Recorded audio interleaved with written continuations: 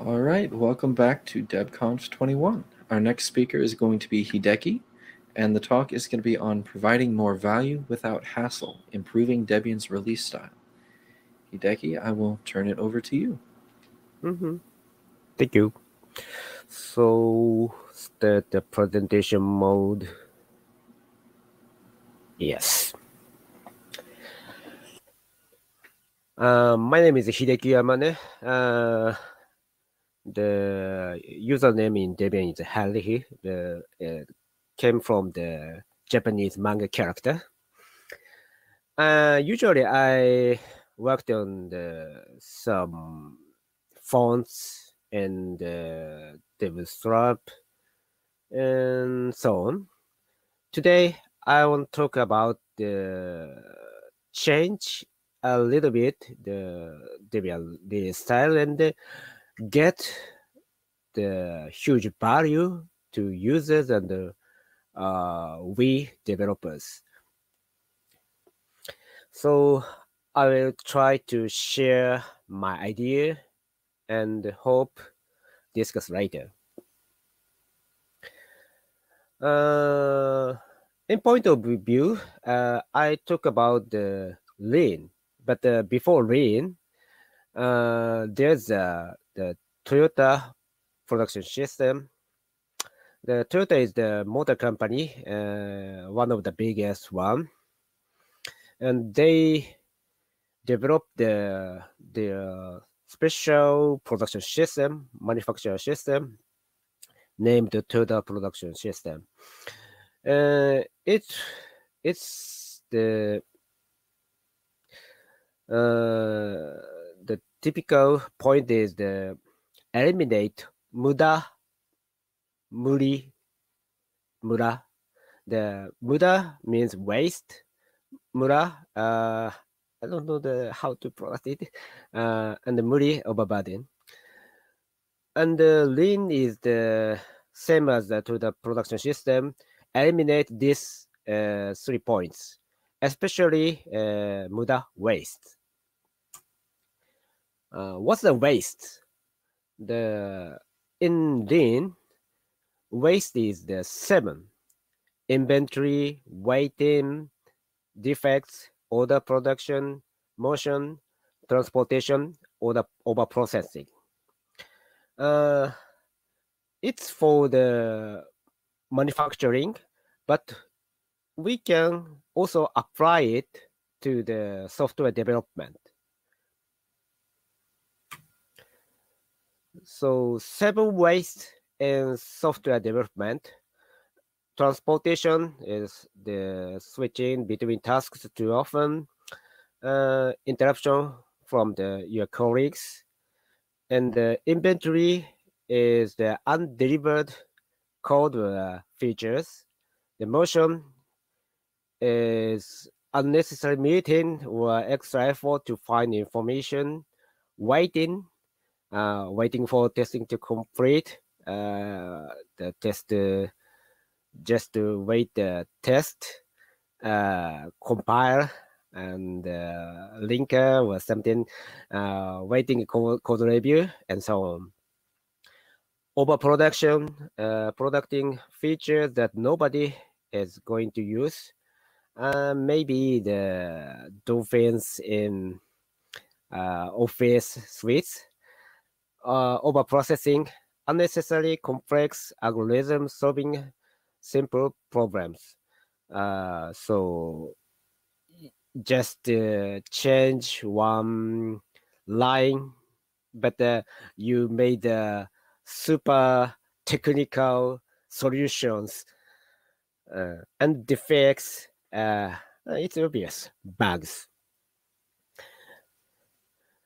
And in Debian development, we don't have some waste, fortunately. We don't have the much meetings, and we create the packages for users. It's maybe only the software maintainer, but it doesn't mean nobody is going to use. As at least one maintainer use the software, and we already try to fix the bugs, defects. So we already try to scratch the bugs, and somebody use the software package. We don't have much meetings. Yeah. And we probably don't do the such over processing. So we should scope the inventory and waiting wastes.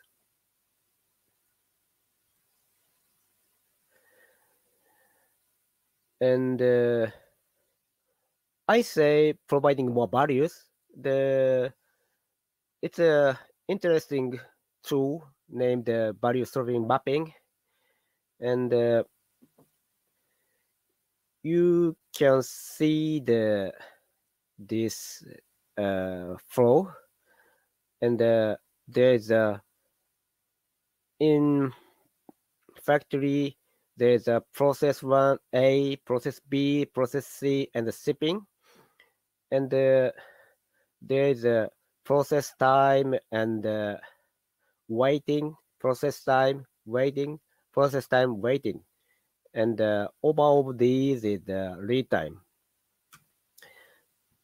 So ideal, the production lead time and processing time is 1-to-1. The processing time is the whole of the lead time. But in reality, our production lead time is almost 2 years, and process time is just some hours or some days.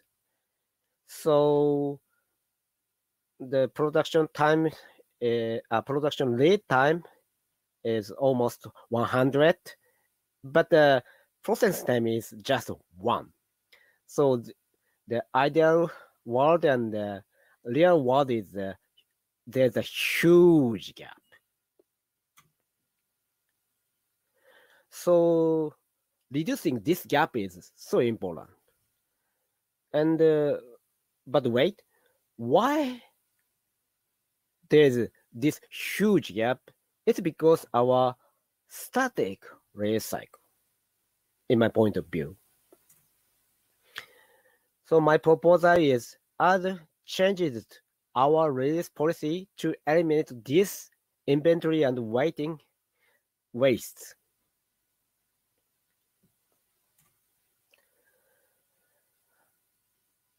But some people complain about this change. Wait, the release, the stable release 2 years each is important, and we don't want to change, and especially the enterprise users.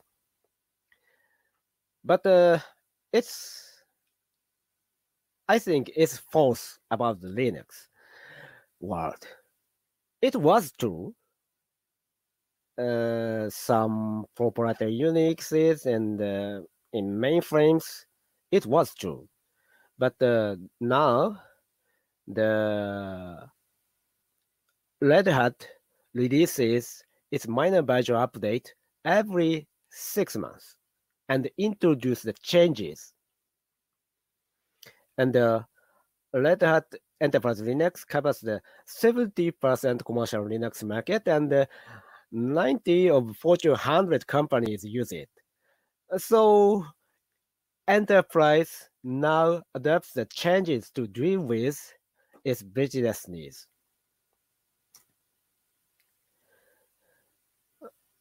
But of course, they do not want lowering release model. Some people want this I know, but they want the predictable and acceptable amount of changes. Yeah, if you are the sysadmins, you don't want to maintain the thousands of packages with the lowering release model, right? And our stable release should be so. So we should balance between this, the adapting, the changes, and the chaos. The points are below. Accept changes after stable release, and not changes before introducing it. And introduce changes in each point release. And the communication is important. So it's the biggest proposal, the change our current release policy. Some people thinks it's not possible, but it's not physical rule. Just we decided, so we can change it. But you may say, okay, but why? The stable release is like this.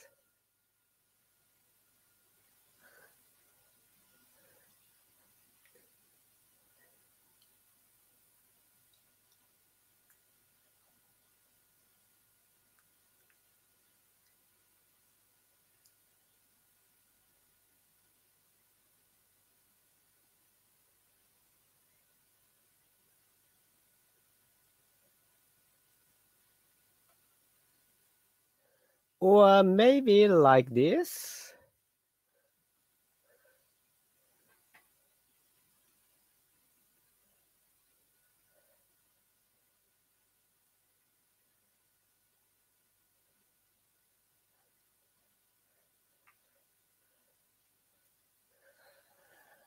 Yeah, as you see, many leg race is quite hard and difficult. And I think the stable release like this. And some upstream has the different release cycle with our stable release. So if we can change the release policy and we can accept the changes after stable release, we can save some necessary release train packages.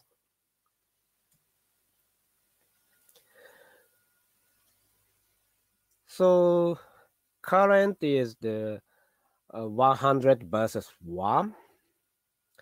Production lead time is 100, but the process time is just 1. But after the introduce the changes, we can reduce the read time almost 1/3, I guess. And before introduce the changes, we should note and discuss about it. And we, for me, the Fedora is good job for that. Like this. There's a the title of the changes, summary, who is the driver, and the current status, and the benefit to Debian, what's the scope, and how to test dependencies, the contingency plan, also release notes. If we can do this, we reduce the risks, and we can talk about the benefits.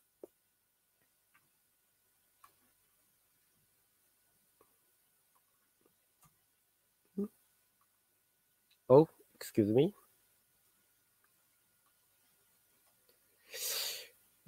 Slide is not working. Mm, oh, stuck. No, come on.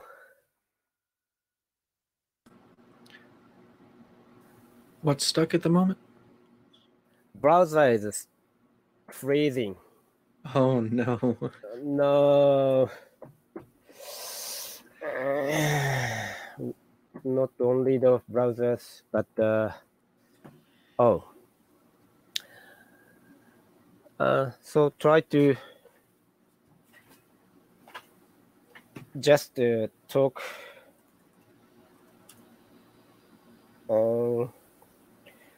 Try to continue the only talk after this session. I can share the whole slides. So I'll Sure, try. we can put a link to the slides in the pad if you'd like. Yeah. Okay. Yeah. Do you want to answer some of the Q&A questions in the time we have left? Uh, yeah, but yeah, after finish my talk, I'll try to answer that. Yes. Okay. So I talk about the changes. So next is introducing changes in each release point release, because the predictable time frame with the change set is important to users to plan, test, and have a time to adapt it. And broad communication with users about changes before release is important. What's new, the why we introduce these changes, in our intention, benefit, risk, and hear our users' voice via blog, social network, media interview, with how we need the help with our publicity. And so my point is the accept changes after stable release, so we can save the missed release train packages, and not changes before introducing it. We can discuss its benefits and risks. The introduce changes in each point releases, so we predictable time frame and the amount of changes. Users can test it and talk to users. So we can provide more values for our users by eliminate waste. And bonus is we can reduce the push the package before release pain for stable releases. And we can release delta with upstream releases. So it makes security bug both easier. My proposal is like that. So after this talk, we can discuss my proposal, and I won't make it happen. Thank you. All right, thank you. We've got 2 questions at the moment. Can you see them, or do you want me to read them out for you? Try to see it. Wait.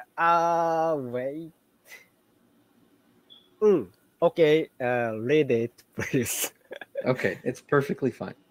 The first one is, what types of changes are you talking about that can't already be managed with stable updates and backports? Yeah. So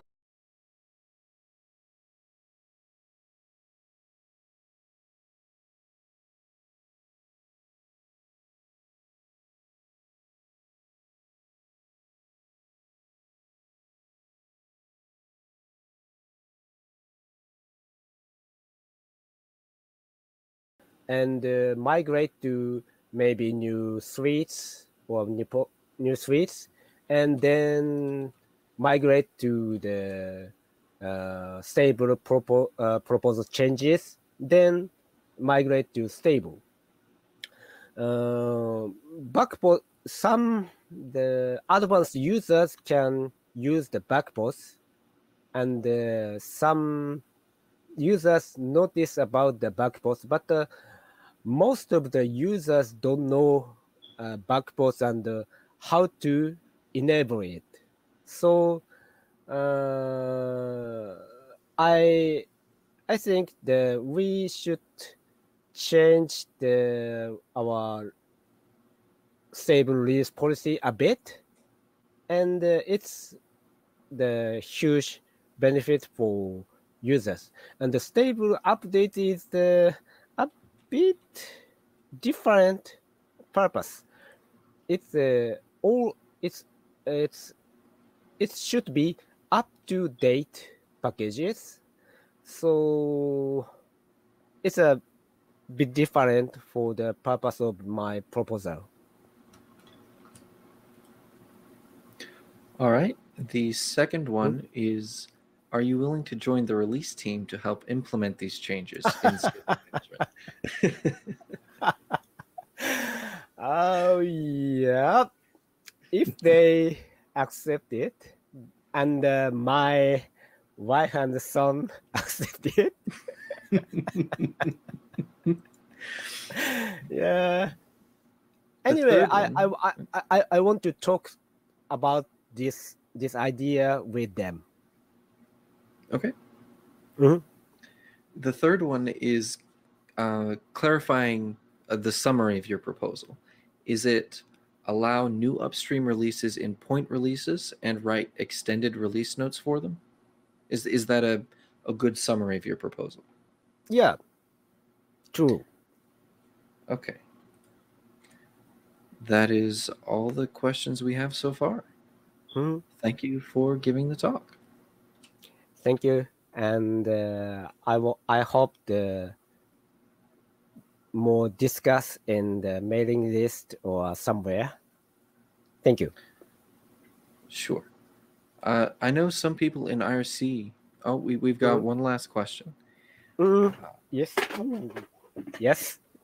If the intention is to make a backport more visible to stable users via the point release, are you talking about just allowing leaf packages this way, or would you include, for example, entire desktop environments? First, we start with the leaf packages because its dependency is limited, and the how to say that the regression is so limited.